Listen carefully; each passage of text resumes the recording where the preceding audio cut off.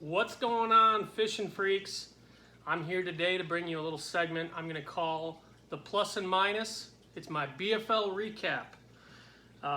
This week is it's Monday, 2 days after the first BFL of the year in the Great Lakes Division, wrapped up on April 30th here in La Crosse, Wisconsin, and it went okay. I finished 14th place. I had 14 pounds 3 ounces for a 5-fish effort, and you know, after the way the day went, I'm pleased with how it turned out. Was able to get a check, you know, not a big check like I was hoping for, but you know, when I look back on the week of practice, it really was a tough week for me. And so to come away with a check, I'll take it this time around. I'm not going to beat myself up too bad. You know, I can't help but to feel like I missed the deal, especially when it came to the smallmouth. You know, I saw the schedule come out. Typically, we have one pre-spawn event, and then the next tournament after that is in June, and it's, you know, basically summertime fishing all the way through till the super tournament in September. But this year, they kind of mixed up the schedule for us, which is really nice, and we've got this April 30th event, and then we have another event third week of May. So it's really 2 events that you can fish for pre-spawn / spawning fish. And I thought, man, this really sets up for me to have 2 really high finishes to start off the season. Potentially even 2 wins is the way I was looking at it. Like, man, I might be able to catch a big bag of smallmouth in the April tournament and then maybe catch them on the bed in the May tournament. 2 things I feel I really excel at. But we kind of missed the mark on this April 30th event. You know, our conditions, let me set this up for you. Basically, the entire month of April was 10 to 20 degrees below average for basically the entire month. I mean, we finally got a couple of warm days about a week and a half, 2 weeks ago, and it got that water temperature up in the low 50s in some slack water areas, and the largemouth started biting a little bit. You know, some guys were catching a few smallmouth, but I wasn't one of them. But then right after that weekend, we had, you know, 40 to 50 mile an hour wind gusts, and then the following day, the high was like 42. And then I took 2 days off at the beginning of the week last week. Didn't want to pre-fish. And then I finally went out fishing on Wednesday, and the water temperature on the main channel was down to 43 degrees. Just pitiful. I mean, absolutely brutal. That's the kind of water temperature I expect to see on the main river 2 weeks after ice out. You know, and we've had ice out since mid-March. So come on, you know. And I just couldn't catch the smallmouth. I tried fishing heavy current. I looked at areas that I knew they winter to see if there were still some fish lingering in the wintering holes. I struck out there. I looked at some of the earliest staging areas that I know where they come out of the winter hole and they kind of go to the next level really close. They weren't on that stuff. I looked at areas just outside of spawning areas. I looked at areas in spawning areas thinking, okay, maybe I'm missing this deal because the calendar is telling these fish they should be close, even though the water temperature is off, and I still couldn't find them. So I just don't know what I did. I heard there was another pool that maybe it was kind of going down on for the smallmouth, and I missed that deal. I didn't get down there to practice at all, and that's just on me. I had a tough week with work and everything. It just was hard to split up my time, especially when I already kind of had built a base of confidence on a different pool where I felt I could get some decent largemouth going, and it was hard for me to just abandon that and start over with the limited practice I had. I felt like my best chance was to build on what I already knew and try to work with that pool. So that's what I did. I targeted largemouth and grass. I weighed most of my fish in on a Strike King Thunder Cricket, black and blue with a Menace trailer on it. It was a blue colored trailer. That's just kind of a confidence deal for me in the springtime. Obviously, black and blue is a phenomenal color for those tannic-colored backwater largemouth. And I was just looking for good green vegetation, you know, areas that had a nice little drop-off right off the weeds. The fish weren't really on the drop-off, but they were close to the drop-offs using that good weeds. And my theory is that they kind of come up and down that drop. When they're off the drop, they're not feeding, you can't really catch those fish, but when they're up in the grass, you're getting those bites. So I was fortunate to get a 4 1/4 pounder that really kind of propelled my bag.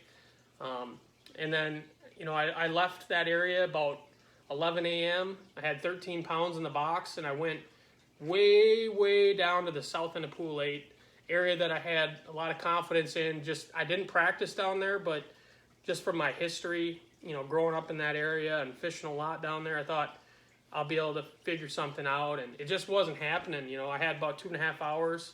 I fished every really good pre-spawn largemouth area that I knew, kept a chatterbait and a jig in my hand the whole time, and it just didn't work out. And I started running some points. You know, I finally said, you know, the only way I'm going to win this tournament now with only about 45 minutes left to fish is if I stumble into the mother lode of big pre-spawn smallmouth and catch 3-4 pounders in the last half an hour. So I just started running point to point, current seam to current seam, basically fishing anything I didn't practice because I knew all the seams that I checked in practice were no good.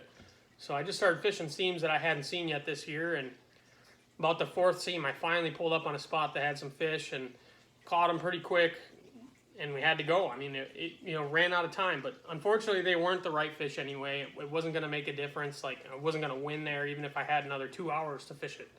I just upgraded my 2 smallest out of my bag from that spot. You know, I had 2 fish under 2 pounds with a 13-pound limit, so it was crucial to stop there and upgrade about 1/2 pound, which got me to 14.3. My scale said I had 13 3/4 or something like that, and then when I upgraded, I had 14 pounds on my scale from that spot. So that spot was more about a jerk bait and a swim bait, just a little point with some warm water on one side, cold water on the other side, and they were sitting right on the edge of that warm water, eating bait fish. I caught a smallmouth, and the rest were mostly largemouth. My co-angler was able to get his second fish of the day there too. It was just a brutal, grindy day. Water temperatures had fallen down to 48 degrees in most areas. Whether it was current or not current, it was kind of stable 48 degrees pretty much everywhere. And you just needed a couple more degree water temperature, I think, for that bite to really get prolific like we expect it to be at the end of April. But, you know, what I look at for this tournament, we'll start with the cons, the negatives. The negative for me is that I felt kind of disappointed in myself for not figuring out the smallmouth. I felt like that is something I expect to do well on, and I just missed the deal. And what really made it harder was seeing other guys at the weigh-in talk about these massive schools of smallmouth that they found, and I'm just over here like, what the heck, you know? This is not right. How is it that there's these 100 fish schools of smallmouth out there, and I couldn't even find a school with 5 in it, you know? So that was a negative for me. You know, I took yesterday and today off from fishing.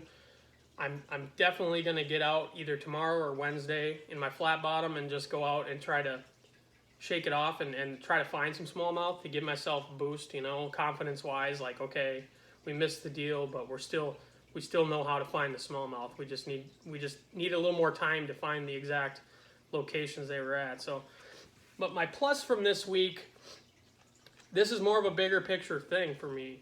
I gained some confidence in a couple areas that I don't normally fish in tournaments this time of year. So that was a plus. But a bigger plus was what I figured out in practice. I didn't catch any fish. I didn't even fish this stuff in practice, but I was doing a lot of side imaging. That's actually how I found one of my best schools, was just side imaging the grass. And I found a little corner in the grass, and you could actually see fish laced up in that corner on side image. And I marked it, and I turned around and caught a big one there in practice. So that was good. Gaining confidence, learning how to like just side image and find fish in this grass. It can be overwhelming, but when you figure out what it looks like when you find a grass patch that's got fish in it, you become a lot more deadly because you can stop wasting so much time covering miles of water until you get a bite. Now you can just scan all that and be like, oh, there they are. They're sitting in the grass right there.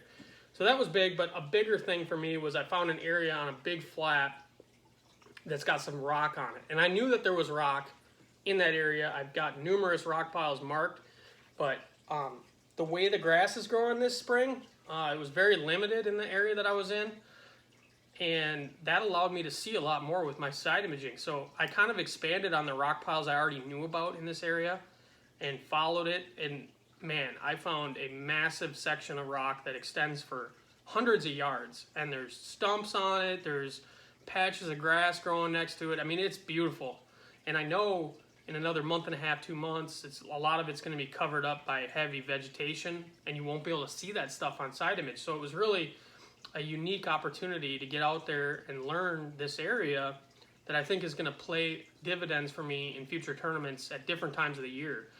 You know, it didn't really set up for that stuff to be holding fish right now. It's kind of in an area that's exposed and got current and a little dirty water and etc. But I think during the fall, especially when those fish are migrating, they're going to use that rock as a stopping point.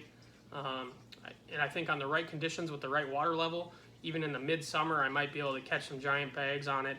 You know, if there's water over top of the weeds and you know exactly where that rock spine is running through the grass, you can throw a topwater over some of that stuff and catch big bags. So overall, that was the biggest plus for me of the week. It's not what you thought it would be probably. You think, oh, your plus is that you cash a check. Well, no, for me, the plus is that even though I had a tough week practicing, I found something that I'm excited about for the future. And that's always a big plus when you can take away a little nugget that you can use another time. What's coming up next for me? I'm heading to Southern Illinois, or Central really, Illinois, for the Shelbyville Lake Tournament in the Illini Division. I believe that is May 14th. It's the first one of the year for them, and the whole goal with that, as I did in 2020, I'm looking to qualify for the regional. That's here in La Crosse in the middle of October. Obviously, last time that happened, I was able to win that tournament, won a boat, changed a lot of things for me, helped me out big time. So now I'm hoping to do that again and take it to the next level if I can accomplish that. So I'm excited. I had a lot of extra vacation time that I hadn't used up for this school year. I work at a school. I'm a custodian. So our calendar year runs July 1st to June 30th, and I kind of just kept my vacation saved up and until I knew what the schedules were going to be like. And then when the schedules came out, I was like, well, man, I only got 2 tournaments really that I need vacation for in the Illini Division before the calendar flips over to July. And I've got all this vacation, so I'm just going to burn it all up for these 2 tournaments. And that's what I did. I got one in May and one in June, and I'm going to be down in Illinois for over a week. So I'm going to get like 5 days of practice, which is not something I'm used to, even for these local tournaments. I'm going to really try to find the fish and figure out this body of water even more so than I did last year, and hopefully take away a really good finish as a result. I feel confident with what I've learned on these bodies of water in Illinois, that if I can put my time in like that, I think I can compete with a lot of the local talent down there. So that's the goal. I'm staying a couple days after the tournament too, and I'm probably going to go travel down to Red Lake and just scan for a couple days. I understood Red Lake pretty good in 2020. Definitely a shallow water fishery, but I think that there's some stuff offshore out there. I mean, there's some good ledges and stuff, and a lot of it had rough fish on it, but the water clarity and everything sets up for it to be like, have a good school of fish off the bank. And I'm going to go there and scan around and try to find something obscure off the bank and try to have a spot when I go back there in the summer that I can maybe lean on and catch a couple keepers off of, because that place is brutal. And yeah, that's just the goal, is we're going to try to win Angler of the Year in the Illini Division is my #1 goal for this season.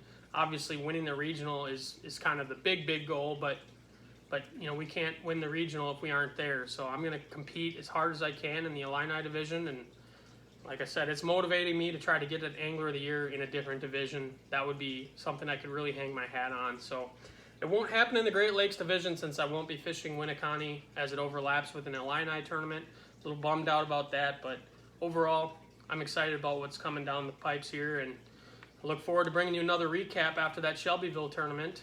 And I hope you learned something from this video. Make sure to subscribe and keep on following me. Appreciate the support. Take care.